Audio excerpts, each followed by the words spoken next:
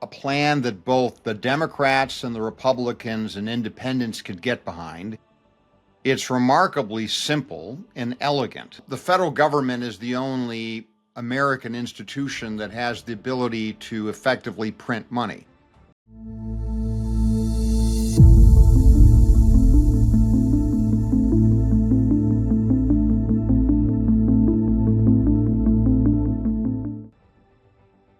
I have a plan to save our cities. This is Steve Gibson reporting, author of Logic's Dictate. Once again, I'd like to recognize the outstanding work of Tiger Logic with respect to their production capabilities for all of this content. How do we save our cities? Well, this is actually a plan that both the Democrats and the Republicans and independents could get behind. It's remarkably simple and elegant. Currently, our states and our major cities are experiencing tremendous budget deficits and debt. To a great extent that they don't have budget deficits because they have to balance their budget, but then they get into debt. A lot of that debt is underfunded and unfunded pension plans. And this debt is in the tens of billions of dollars for each of our major cities. So how do we deal with it? Well, the federal government should and could loan at a low interest rate with generous repayment terms enough funds to basically wipe out that debt and have it funded through federal government deficit funding. Now, why is that viable? First of all, the federal government is the only American institution that has the ability to effectively print money. And if, let's say, $300 billion is good enough to cover all of the outstanding debt that's there, what's the catch? Well, there's a big catch, and here's the catch. That catch is that then these Democratic-controlled city governments and state governments have to play by the rules. They have to start living within their means. They have to not overtax. They have to improve their educational systems. And they have to join the federal government on an interagency task force to deal with street gangs. Why in the world we tolerate street gangs is beyond me. Why we don't attack street gangs with the full force of our police and interagency capabilities is beyond me. Street gangs create the vast bulk of the crime element in many of our major cities. There's an argument that they are predominantly the crime element in our major cities. Why aren't we using criminal RICO and other statutes to go after street gang and street gang leaderships? Why aren't we taking the street gang leadership out? Why aren't we being more strict with respect to tagging and graffiti? If we also adopted the plan that I advocated in an earlier podcast with respect to drug legalization, imagine the world that we would be living in. With this plan, we are going to be able to increase police funding. We're going to be able to eliminate the criminal element from gang control, which just basically wipes out much of their revenue stream. We are going to have a focused and targeted attack on street gangs. We're going to have improved housing in all of our major cities because all of that tax money that's being spent right now on debt and funding the pensions can go towards creative programs to incentivize better housing in our major cities. We're going to get rid of rent control.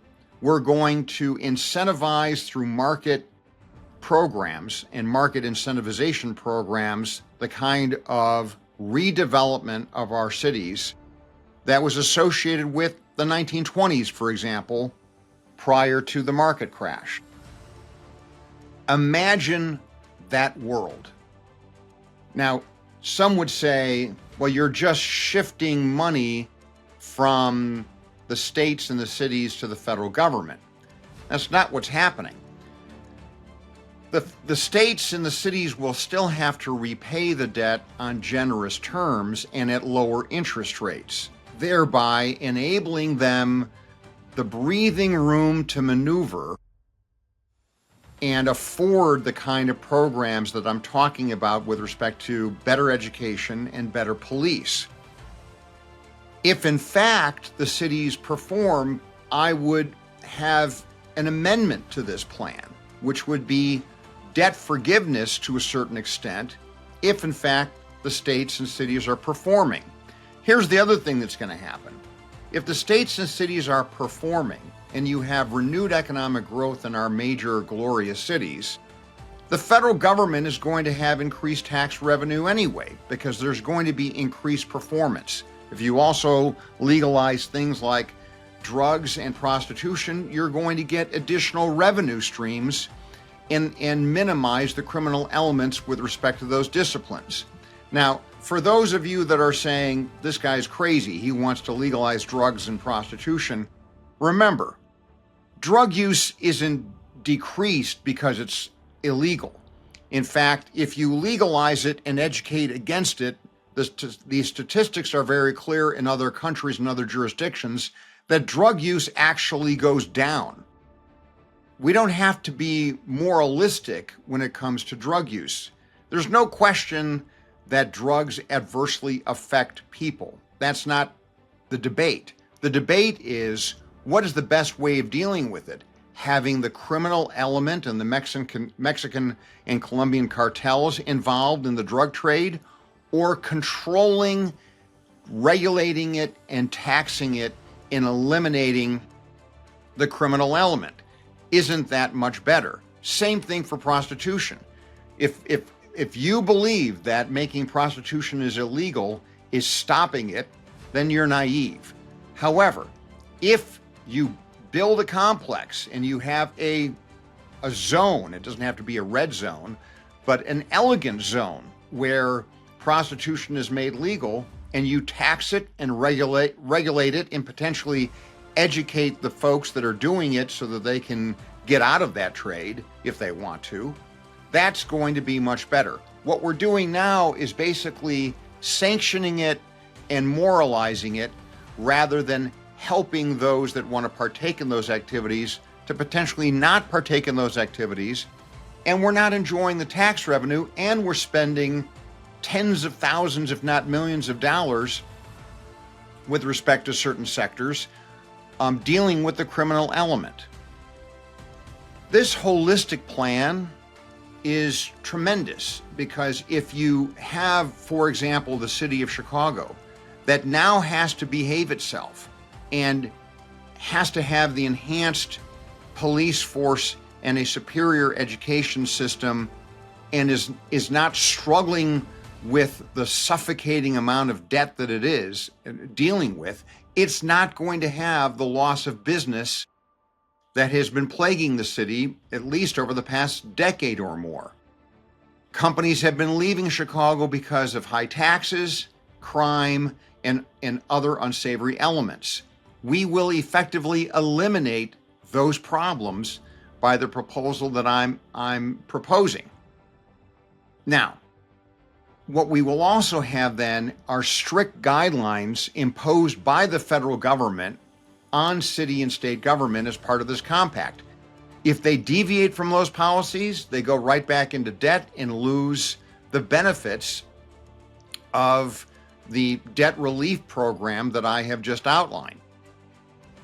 It's going to effectively make the blue states and cities effectively red in terms of policies, but it doesn't mean that that's a bad thing either. You still can have a wide array of creative programs run by the Democratic administrations, all within the guidelines set forth because that at this point they have to suddenly live within their means. What are the other programs that potentially can help out this situation? Well, if you added in the medical private-public facility build-out that I have recommended, funded by the federal government, serving the 50 largest metropolitan centers, you're going to take an enormous burden off of the medical centers that are currently plagued with having to basically service emergency room patients that don't have the ability to pay and pass those funds on to other people. This is a holistic policy that we should all be able to get behind. Please remember to subscribe, follow, and like so that we can continue to provide you with this type of content on a going forward basis.